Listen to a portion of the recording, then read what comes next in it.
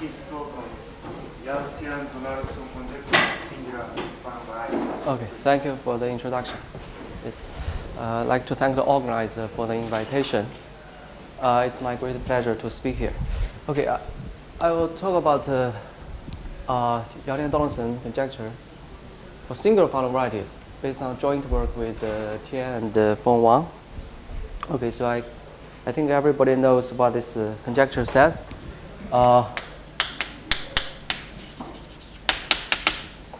So let X be a Q Fano variety.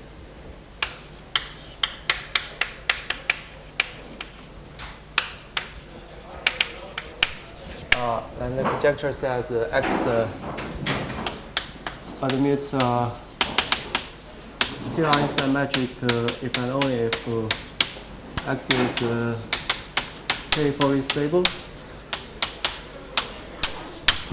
So this has been proved in a smooth case by by Tian, Berman, Chen, Donaldson, Sun, and Tian. So they proved the smooth case of this conjecture, but the work of Berman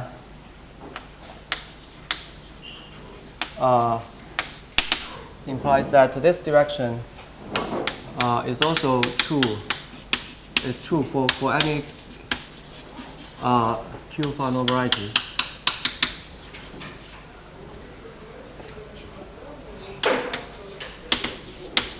X does not have to be smooth. So the main topic today is about the other direction. It's about the existence result. Okay. So from now on, I will assume X is singular. Okay.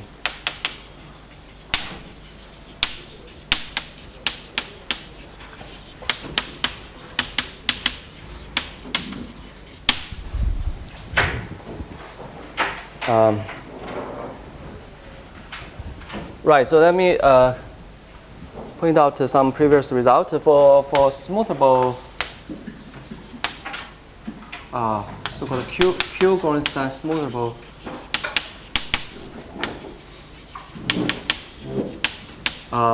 X.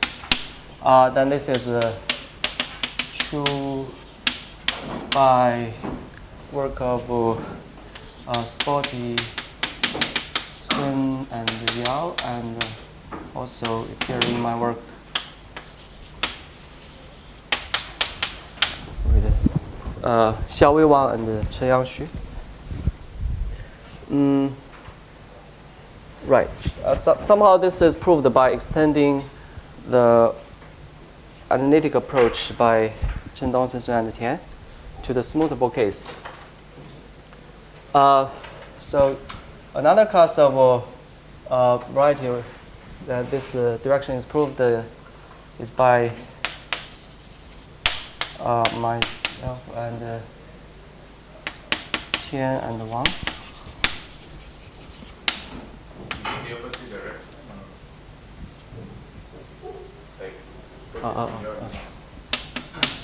Yeah. So we proved that it's true for a class of Fano varieties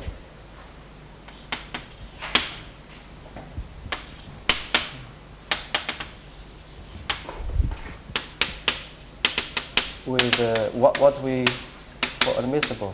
I mean, just a random name, so singularities. Okay, I briefly explain what this. What do we mean by this? So for singular Fano, certainly you can take log resolution of singularities. But Hironaka's work, we can do this, and then you can write down this.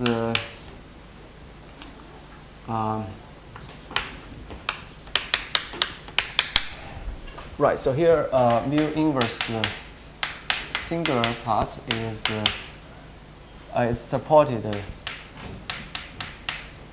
on this di, and mu is isomorphism over the regular part. Right, so we can always do this. But here, because, okay, so I assume X is a KLT singularity. And by the work of Aldag, we know that if X is K semi-stable, then X has KLT singularity. So the KLT means that these coefficients are bigger than -1. Right? But the AI could be negative or positive. So that we can split this. Sorry. Right. We can split this into the negative part and positive part. Okay. So I will slightly change the notation.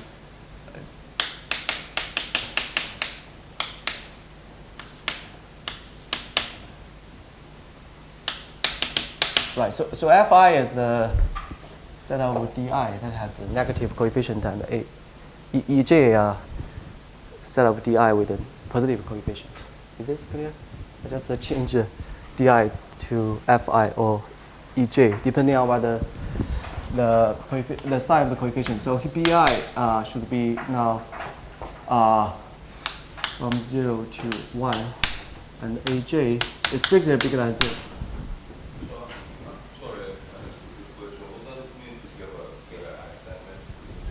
Yeah, I will explain. Yeah, yeah. So that's a possible answer. So there was a paper in '91 by Yau and Tian who had decided this case. I will talk about it later. Yeah. Yeah, it's a Canonical symmetric on singular varieties. Right. Okay. So what do we mean by admissible is just a temporary definition. It's we mean that there's no these AJs. Okay, so no these EJs. I mean, right, then EJ is right. This part goes away. In other words, in this identity. The log discrepancy, where this is log discrepancy, right? Oh, sorry, discrepancy.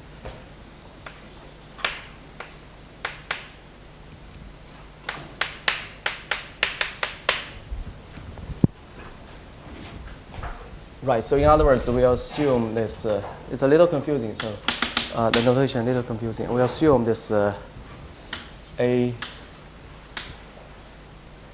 X always from -1 to 0. So Bi is -AI. So there's no, let's say, there's no positive or log discrepancy part. So that's the first condition. Second condition, we assume there exists a linear combination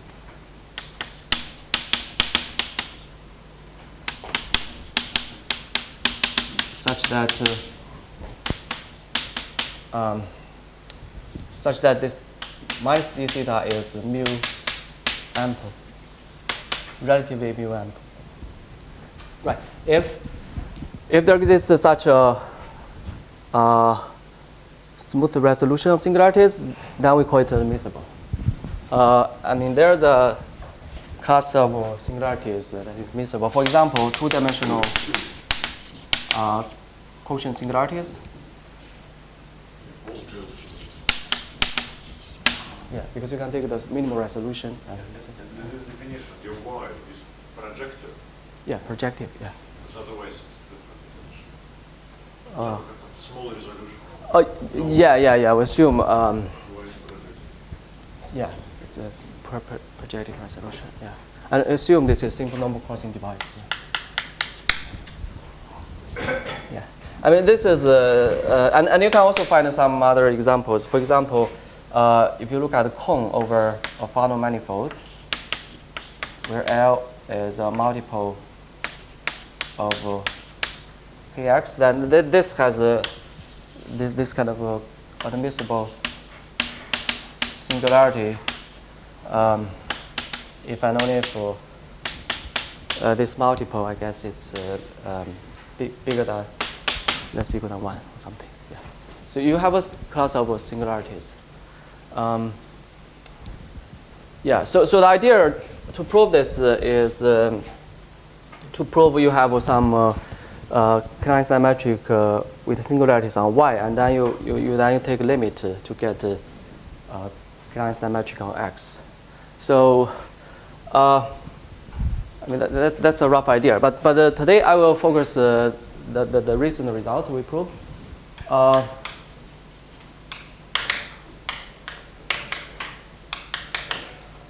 So we proved that if x is uniformly stable, then x has a Klein metric. Right. So in other words, we replace this condition by a stronger condition, uniformly stable. Yeah. So I think this is maybe the first general result, existence result for singular Fano variety with any chaotic singularity. So we allow any chaotic singularity.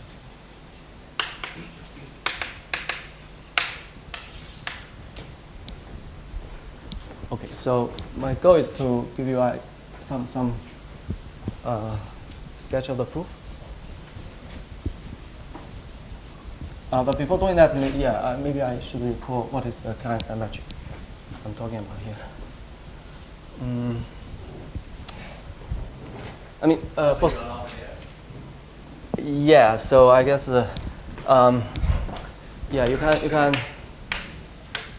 allow pairs. I guess you can also prove some twisted version. But we didn't write it down in our paper because we just I mean this was for the last month, and just figure out there's a way to get about some difficulties, essential difficulties. So when you overcome the essential difficulty, I guess most of the method and the method works actually in more generality. Yeah. But we want to focus on some crucial point. So we haven't written down all the general setup. Yeah. Anyway, but okay. So Klein metric on smooth Fano is just a smooth kilometric omega such that satisfying the Klein condition, Ricci omega is equal to omega k.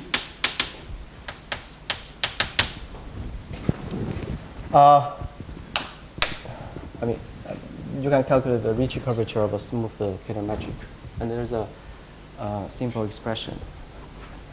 But we want to consider Klein on singular, on Q Fano. So this is defined to be, okay, for us we define this to be Hermitian matrix.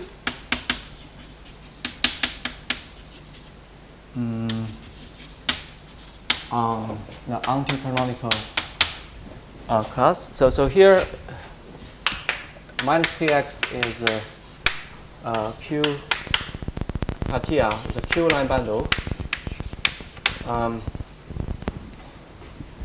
Right. So then you can talk about the Hermitian metric on this Q line bundle, and locally you can choose covering of X, and on each open set you have a potential function. This is the norm of the local trivializing section, and they satisfy some compatible transition condition, right? But I will just denote it by this e to the minus phi. So satisfying some complex Monod equation.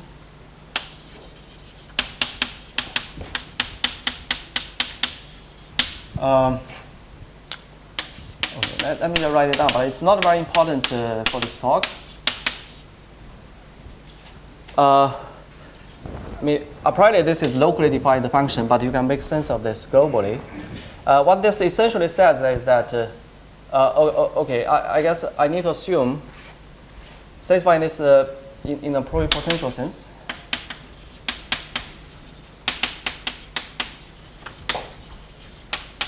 And we want to require some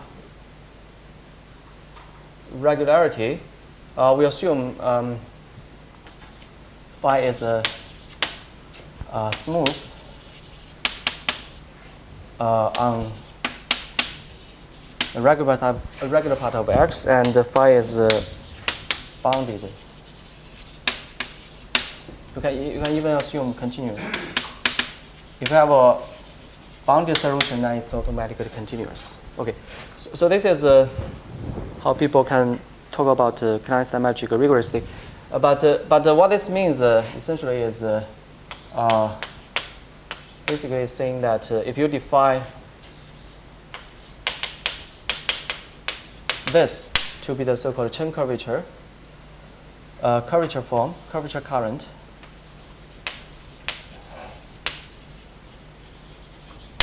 of this Hermitian metric,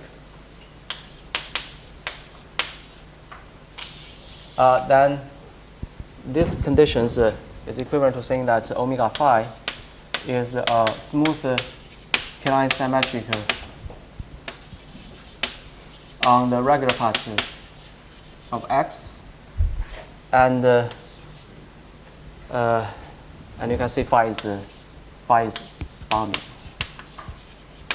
globally. Okay, that's what we mean by Klein metric. It's a technical definition. I just write it down for if some of you want to see what it means. But the important thing for us in this talk is that this Klein metric actually is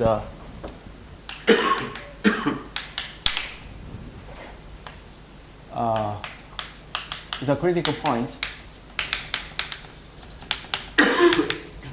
of some energy functional.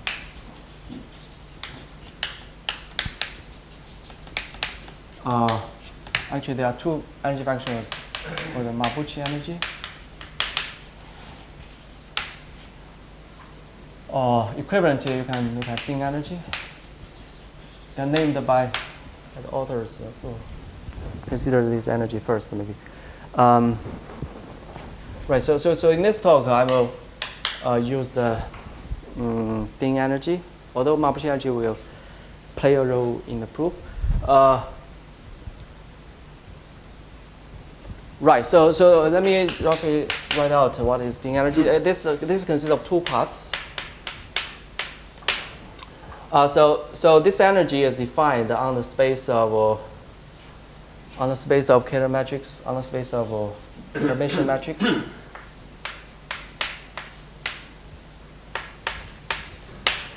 So you map, if you have a Hermitian metric on minus kx, you can map phi to some number. So this energy has two parts. This is called Monod energy or something. Basically, the variation of this gives you the left-hand side, and the variation of this gives you the right-hand side. If you take the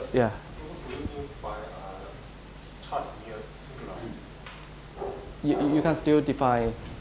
Yeah, you can take an open set, also covering the singular set, and you can take a local trivialization because you don't have coordinate, but you have local trivialization. Yeah, it's a Q-line bundle. Yeah, And I should say this axis is normal. In principle, you could work on the smooth part, and because normal, the singular set is very small. But it's not exactly like this. Like you can think of, you mainly work on the regular part.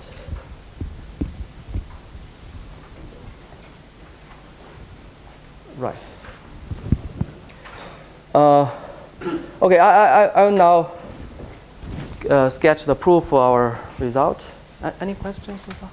If you have portions in life, does the existence of such metric Yeah. So in general, if you have a K-Einstein metric on a singular variety, but for general singularity, it's quite hard to understand the behavior of the metric near the singularity. But for orbifold metric, yes, it's an orbifold smooth metric. If you lift it to the orbifold cover, then it's smooth. It extends smoothly. Yeah. And actually, the regularity of such a metric is one of the reasons why the proof by Chen, Donaldson, and Tian does not work, at least currently, does not work in a singular case. Because in their proof, they need to take Gromov-Hausdorff limits of good metric spaces. So they run the continuity method in some way, and then take Gromov-Hausdorff limit in some limit. But the problem now is that if you have a singular variety, you don't know what's the behavior of this Kähler matrix near the singularity. It prohibits you to, does not allow you to talk about good metric spaces, and does not allow you to take a Gromov-Hausdorff limit. Yeah. At least in general. Okay. So that's why I don't think the original method by CDS and Tian work to prove the singular case, at least according to our current technique. Okay, so that's why we want to use a different strategy, first proposed by Berman, Buxom, and Johnson.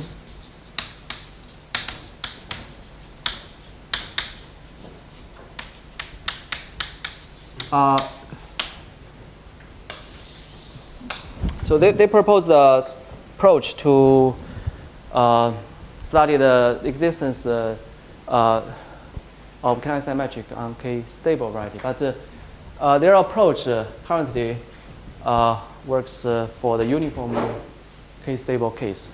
Okay, so previously they gave a DDJ proof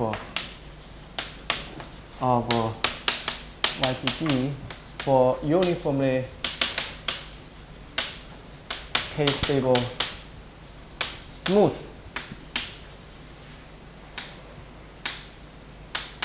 Fano manifold. So it thus recovers part of CDS Tian's work, but it's only for uniformly K-stable case. And I will try to say some word. Let's just say why this is the case. So does this metric behave well under the Kähler-Ritchie flow? So that's the proper. If you have a Kähler-Einstein metric, if you run the Kähler-Ritchie flow, it does not change. So it's a stationary point. If you don't have if you start with an arbitrary Kähler metric, if you run the Kähler-Ritchie flow, then in the smooth case, the Ritchie flow converges to Kähler-Ritchie soliton. But so this can be a point of convergence. yeah, you can approach Kähler-Einstein metric. If it's K-stable, then you can get a Kähler-Einstein metric in the limit. But in the smooth case, in the singular case, it's still not. Yeah, the singular cases. It's not known. Yeah. Again, the whole difficulty is because in all these proofs they take a Gromov-Hausdorff limit, and in the singular case, we don't have a good metric space yet. Because we don't know the behavior of these Kähler matrices near the singularities. Okay, so I will first sketch the proof of this smooth case. Right, so it's kind of a combination of algebraic and analytical techniques. So okay. Step one. So the proof is by contradiction.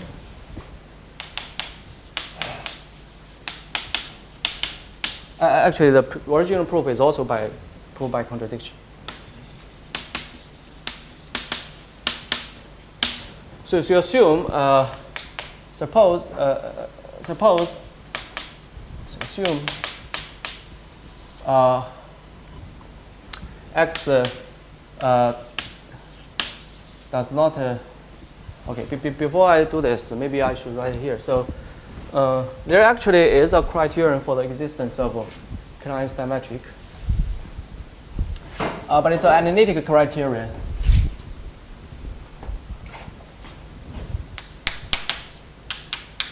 So it's an analytical criterion for Klein-Stein metric. Because I'm interested in the uniformly k-stable case, so uniformly k-stable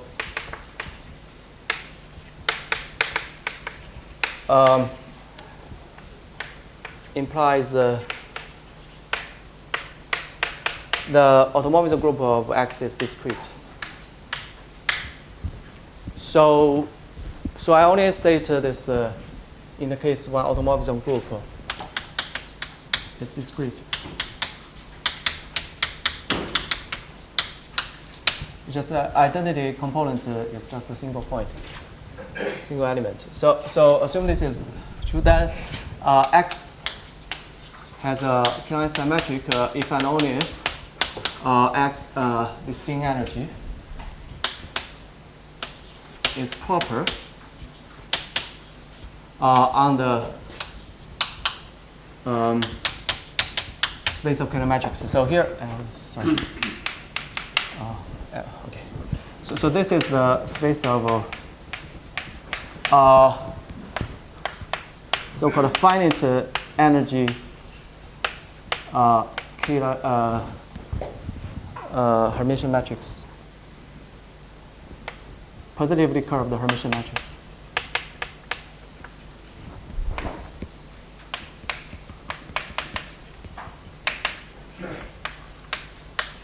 R minus kx.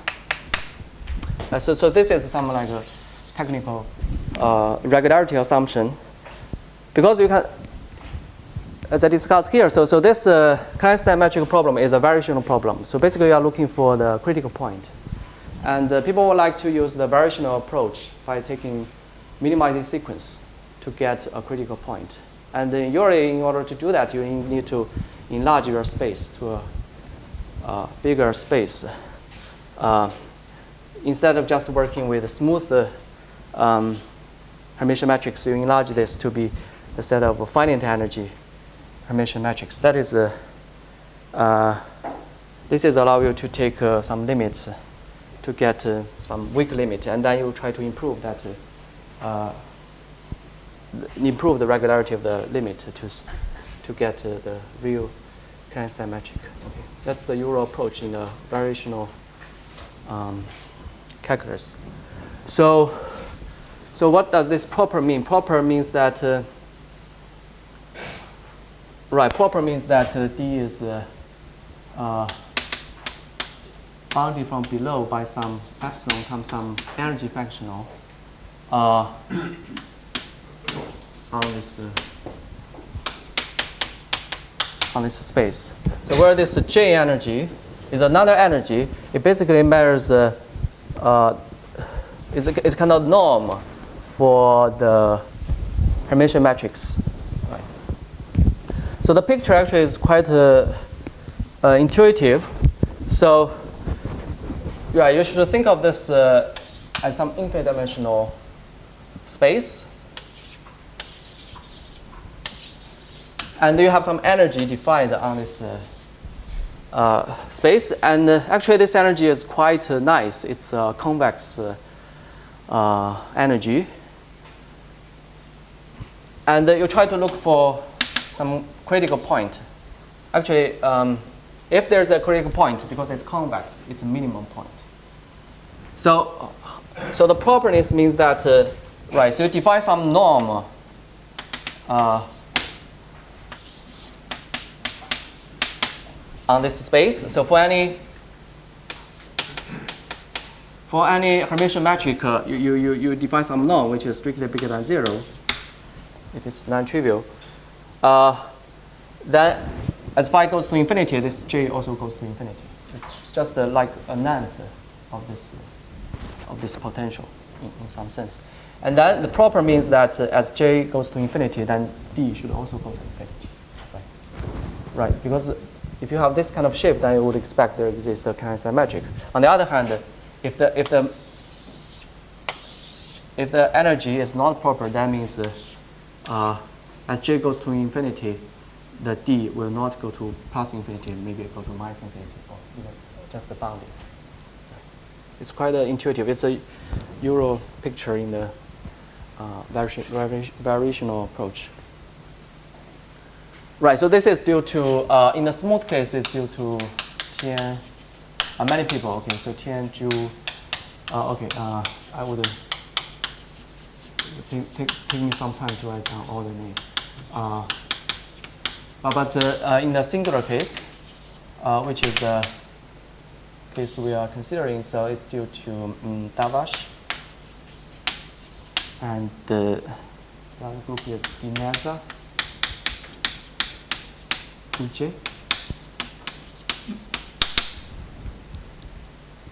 Right, so there exists the analytical criteria for the existence. So the goal now is to translate this analytical criterion to algebraic criteria. That's the whole point of Yau, Tian, Donaldson.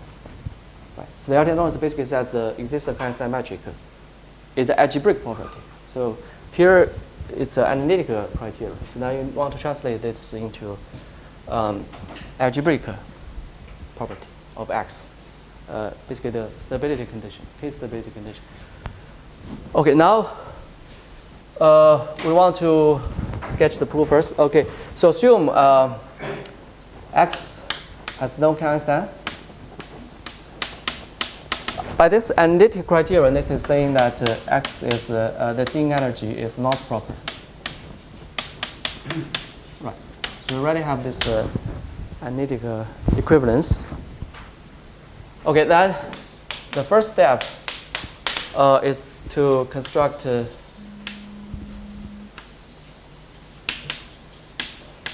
destabilizing so-called geodesic array.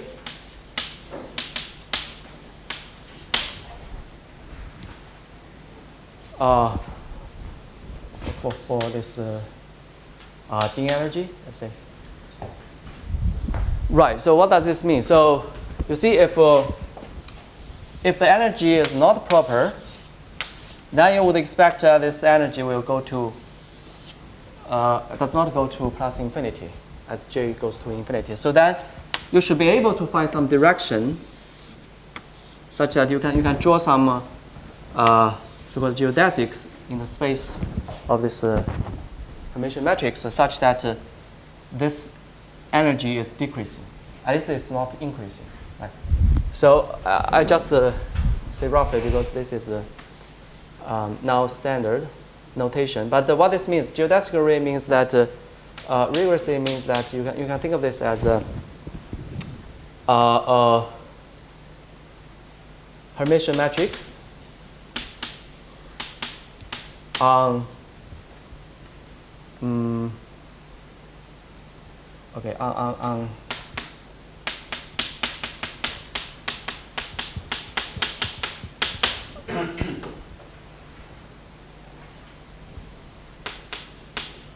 on product. So you have a projection to the first factor. You can put back minus kx. You get a line bundle on the product. So D is a unit disk.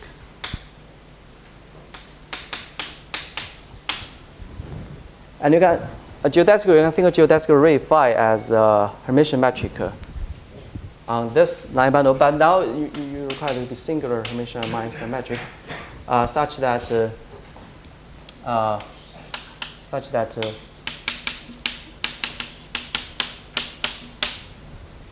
globally it satisfies this way. So now this DD bar is by taking the curvature of this Hermitian metric on the product space, right? The other point of view is that because you have a parameter here, right, then you can restrict this to each of the fiber.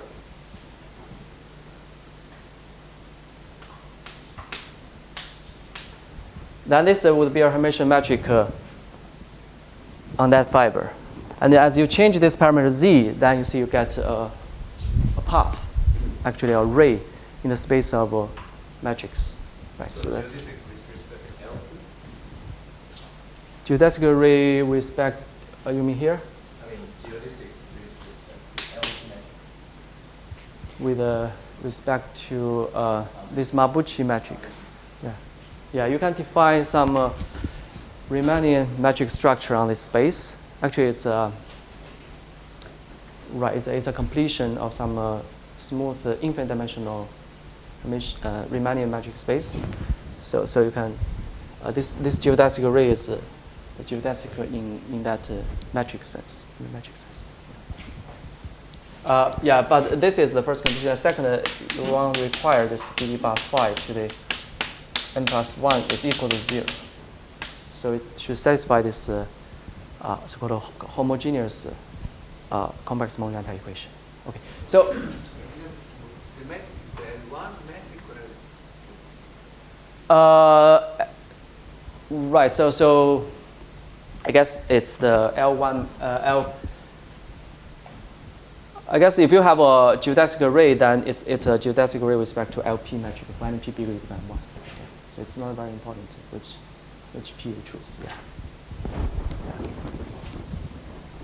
Right. So what does this destabilizing mean? So it just means at infinity the slope should be negative. Should be non-positive. Right. So that just means okay. I'll now denote this by this notation. So it just means the limit. If you look at the slope.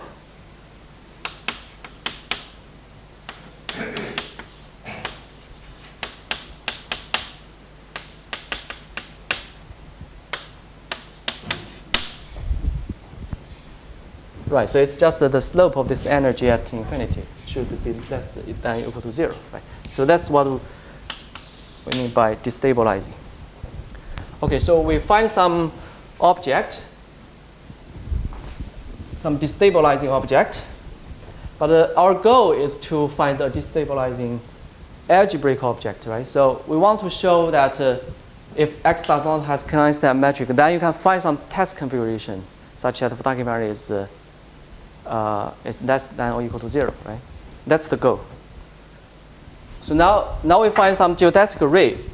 And then it's natural to ask, can you construct a geodesic array from geodesic array some test configurations? Okay, so before do that, let me point out that there is a way to, if you have a test configuration, for any test configuration actually, for any, let's say, semi-ample test configuration of x minus kx. So let me recall, this means that you have a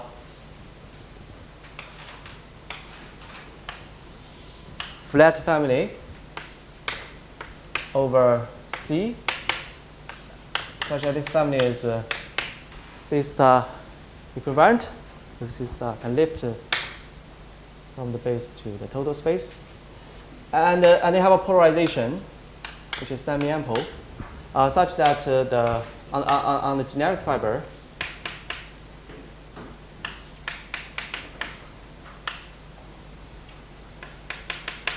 it's just the original polarized Fano variety, and right, I guess that's and right. You also have some condition. Let's say L is ample and semi-ample, and let's say x is Fano, actually x is normal or something. But basically you want to consider the degeneration of x minus kx to some other singular variety. Right, so for any test configuration, actually you can construct some geodesic array. I will denote it by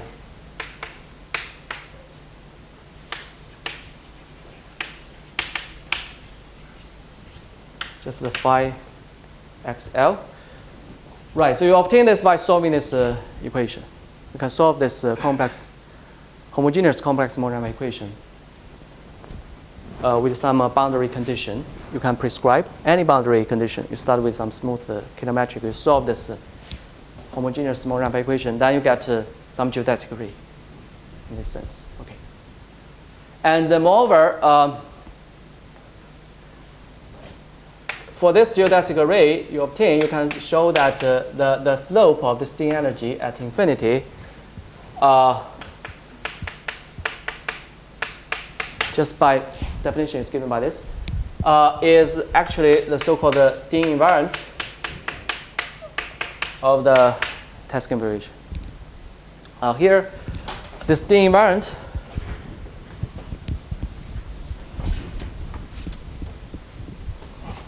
is this notation, I guess, is introduced by Donaldson, Ishimoto, and Johnson. So this DNA again has two parts corresponding to this decomposition.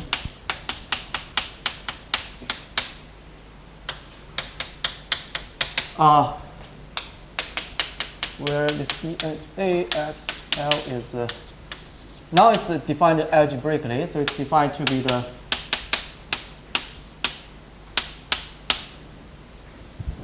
some right. So some self-intersection of this polarization. So you can compactify this by adding a trivial fiber at infinity. Then it becomes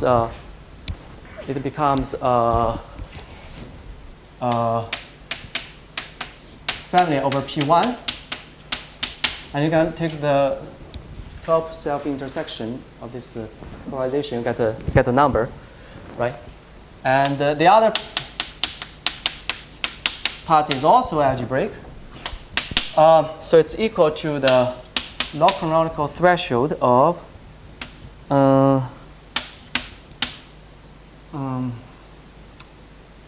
some divisor.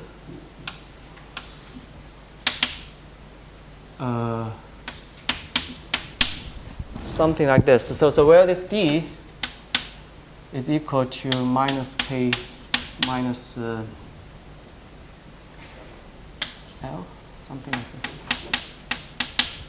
Right. So you have a divisor. You have a relative canonical anticanonical divisor, and you know that these two are the same away from the central fiber. So you look at the difference. Then this divisor is supported on the central fiber.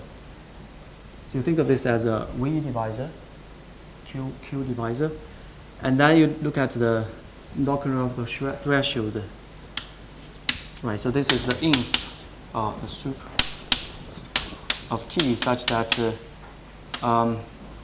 x D plus T x0 is sort of sub log canonical, because this may have negative coefficients. So you see that this is defined algebraically. I should say that this formula actually essentially is due to Berman. So basically, he proved this. Right? It's due to Berman.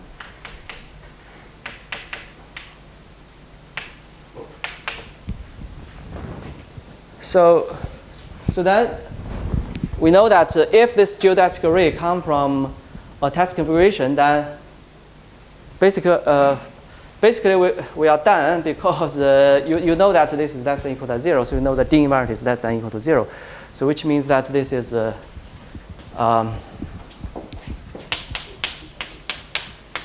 Ding unstable.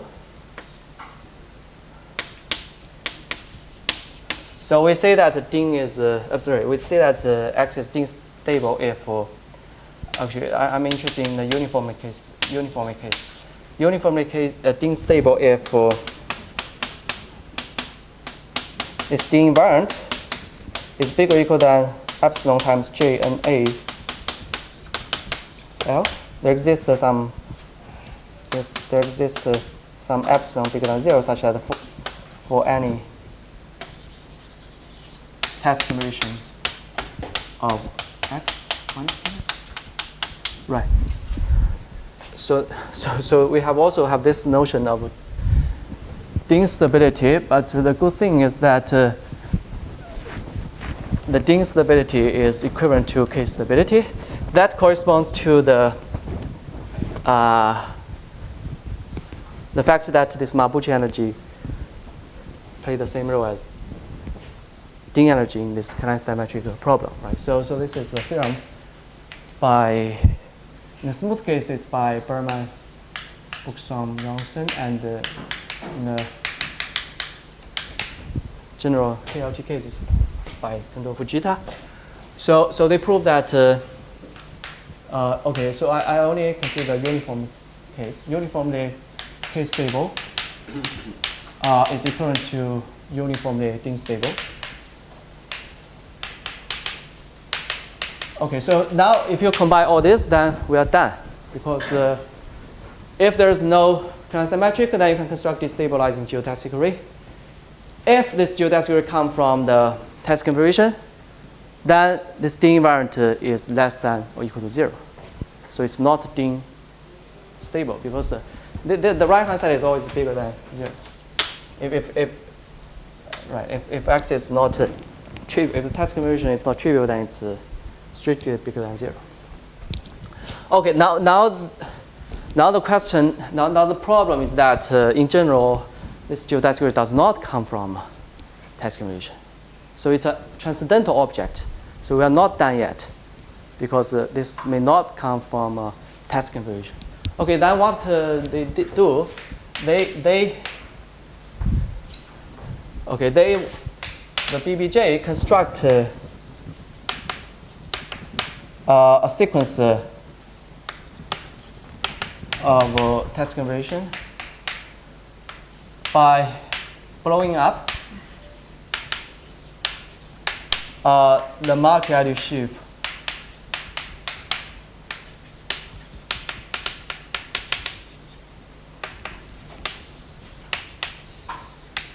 of this, right, because you think of this as a plurisubharmonic function defined on the product. So for any plurisubharmonic function, you think of this locally plurisubharmonic function, you can define the so-called multi-ideal sheaf. And this is a basic object in convex analysis and with many relations to the algebraic multi-ideal sheaf. But this is a coherent sheaf. And you blow up this, then you can take this total space to be the blow up. Let me denote it by AM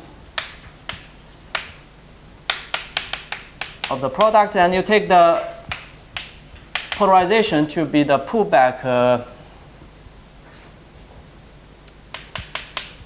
of this minus kx minus the exceptional divisor divided by m. Actually, I guess in their original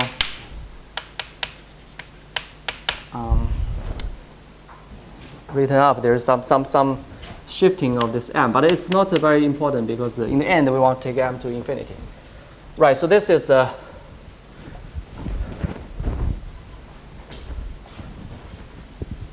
this is how they get a sequence of test configurations. Now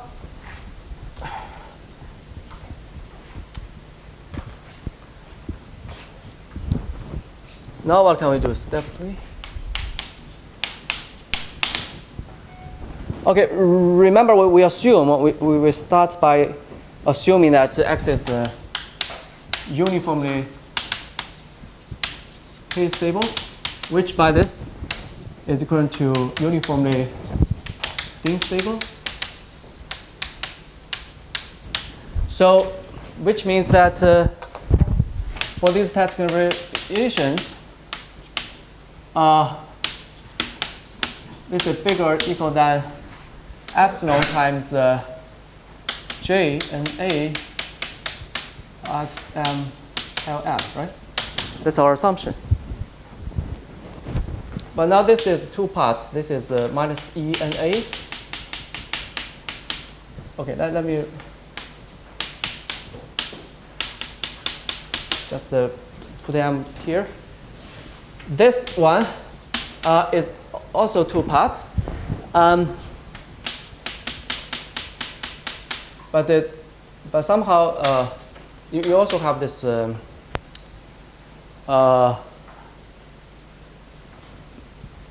some other part of intersection, but that part you can shifting the right. So by adding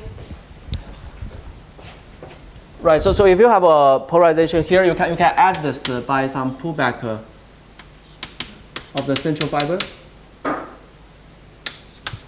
You still get the test configuration, and you can, as any multiple of the central fiber, you can choose this C appropriately such that the other part vanishes. So actually, you have this part, you have this expression. So now, if you do this normalization, then this is equivalent to Ln Am bigger or equal than 1 minus epsilon E and A. Okay, remember now all these objects are algebraic, right? All these objects are defined algebraically. Okay, what can we do now? We want to take M to infinity. So it turns out this goes to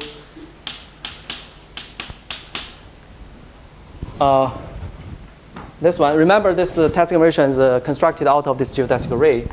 So a good thing about this part is that this converges.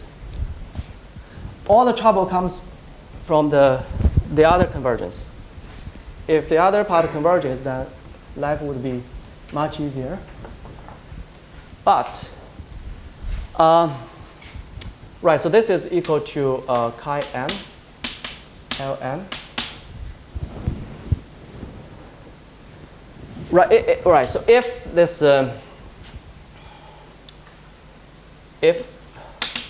converges to E prime infinity phi, then if you take M go to infinity, then you get this inequality. Right, so this is from assumption of a uniform K-stable. But remember on the one hand, I raised you have another inequality which says L prime infinity, sorry, D prime infinity.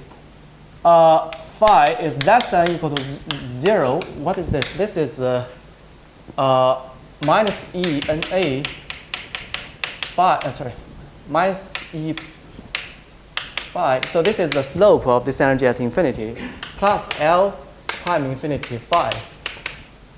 Right, so what does this give you? This gives you L prime infinity phi less equal than L prime infinity phi. Okay, okay, if you compare, then you almost see the contradiction. Because actually, in this case, if you have a geodesic array, you can show that this actually can be normalized to be a constant. For example, you can take this to be minus 1. Then this is 1 minus epsilon times minus 1, which is minus 1 plus epsilon.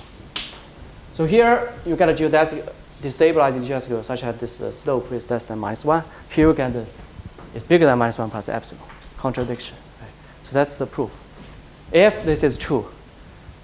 But it turns out this is not true. In general, actually, there's a counterexample showing that this doesn't hold. Fortunately, there's a fact that saves this. That is, there's a fact that saves this. So this fact is that essentially due to Domailly.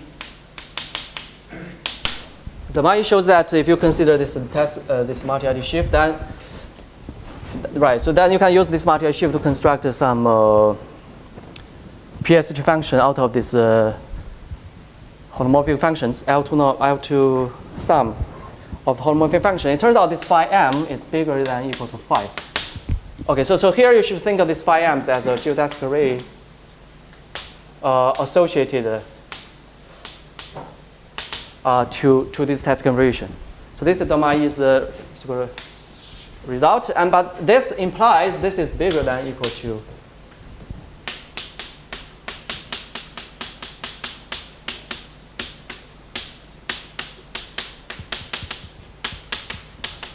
and then you see that you still get this inequality. Okay, so that's the proof. That's the proof in the smooth case. Okay, I only have 5 minutes for my proof.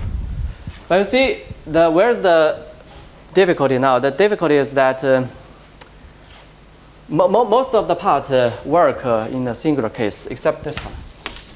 And unfortunately, this is not true in a singular case.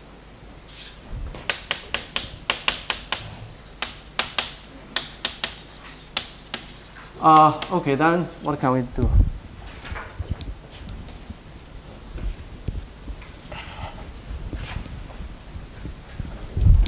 Okay, what can we do? So now I guess the natural way to study Monge-Rampe equation on singular variety is by using so-called perturbation argument. As I said, so the result we proved in our first paper is by solving some Monge-Rampe equation on the resolution and try to take a limit, right? So here we want to do something similar. Again, we want to look at the resolution. And again, you can pull back this, you get some divisor. Let me change this a little bit, this science. We have some boundary divisor. So this boundary divisor has maybe the plus part and the minus part, right? Has the positive coefficient, negative coefficient. You can decompose. And okay, now the first step in our proof is to prove. Okay, so right. So if you pull back here, then you want to solve some constant metric upstairs, but you cannot do that because this is not a Kähler class. This is a semi-simple, not strictly ample, essentially semi-ample. So what do? You subtract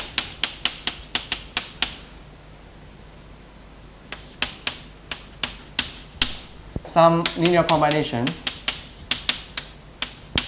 to make this ample, and you can always do this for some resolution.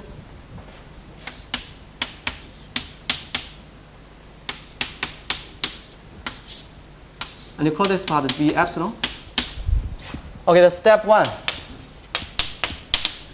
is to prove that this pair is uniformly unstable.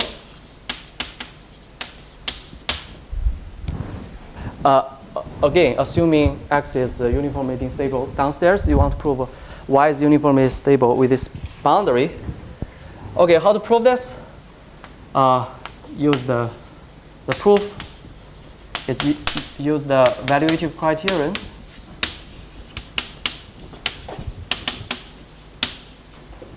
Of Fujita and DBJ. Okay, so the observation here is that so here 1 epsilon is very small. I mean, in the end, you want to let it as epsilon goes to 0. So 1 epsilon is very small.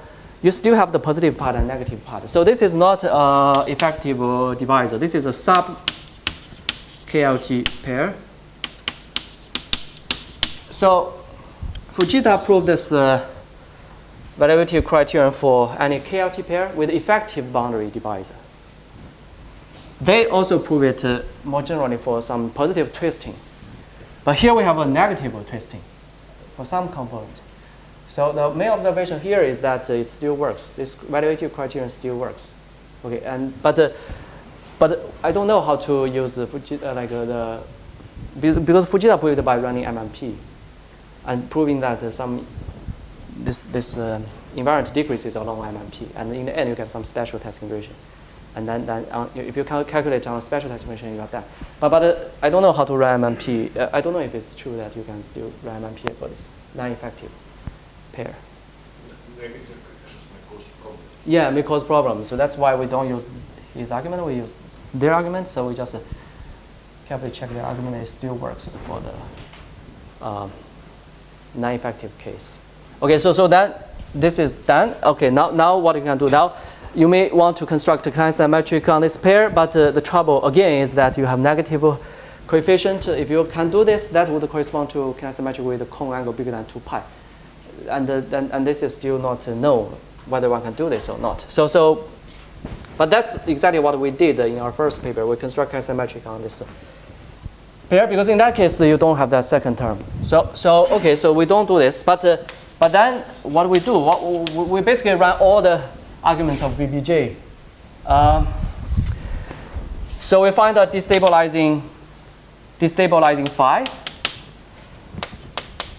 but then we want to change phi to some phi plus epsilon phi p, where right. So you have some.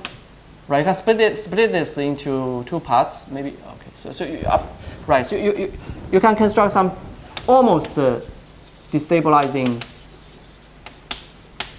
geodesic array on this pair.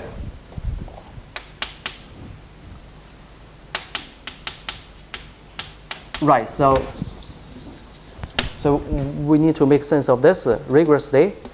And then you run all this argument again, and in the end you would get a contradiction like this. But it requires some work, right? So because it's not exactly destabilizing if you add some perturbed by some epsilon, but you can expect this to work because we are in a uniform case. In the uniform case, things you have some room to perturb, yeah, because you have some definite amount away from this 0. So you should expect that it should work. But it requires some new work. Yeah, that's why it took us maybe more than 1 year to figure out this is doable. Because originally we tried to run our original argument by constructing Klein metric. I mean, we tried to, but we don't know how to do it yet. Okay, thank you very much. Yeah.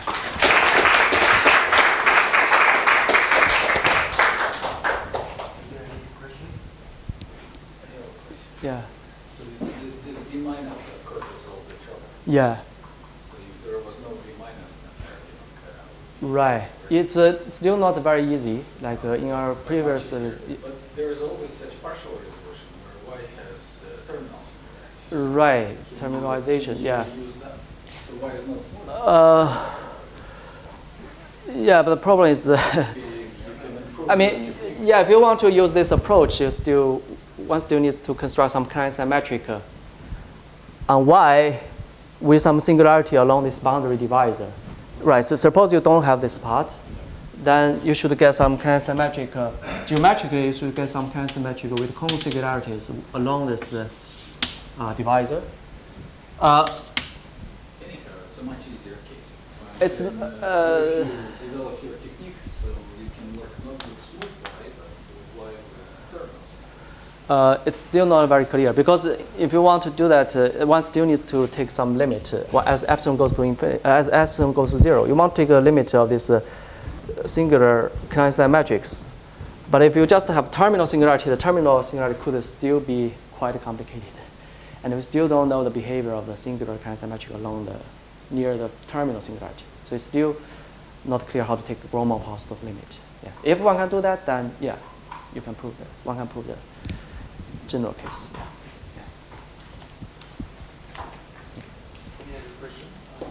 Yeah. So in the step 1, so you prove that Yeah.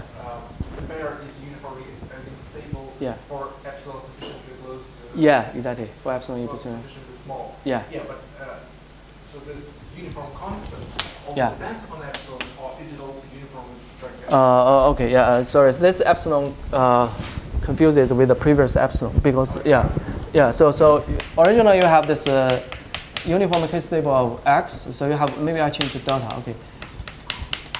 Right, and here you have DNA of this pair is bigger or equal than delta epsilon J and A. And you see why this works, because if delta is strictly bigger than 0, so we can show that this delta epsilon actually converges to delta.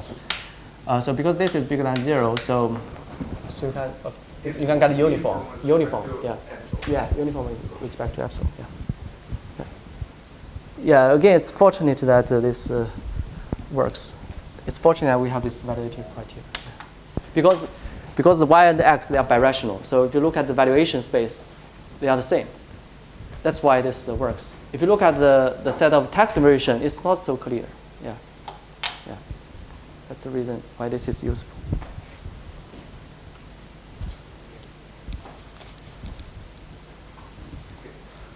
Then get sent to speaker. Okay, thank you.